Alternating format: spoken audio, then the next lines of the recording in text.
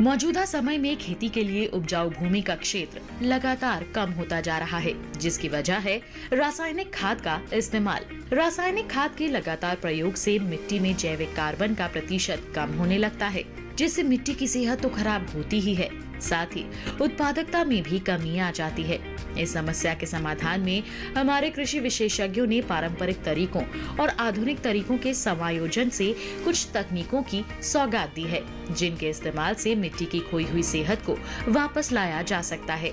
इन तकनीकों में मुख्य है जैविक खेती, जिसमें रासायनिक उर्वरकों की जगह प्राकृतिक रूप से तैयार खाद और कीटनाशकों का प्रयोग किया जाता है।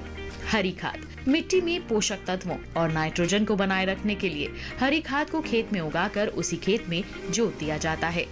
न्यूनतम जुताई, इसमें जुताई ज्यादा गहरी नहीं की जाती, जिससे मिट्टी की जैविक पदार्थ और संरचना को नुकसान न पहुंचे।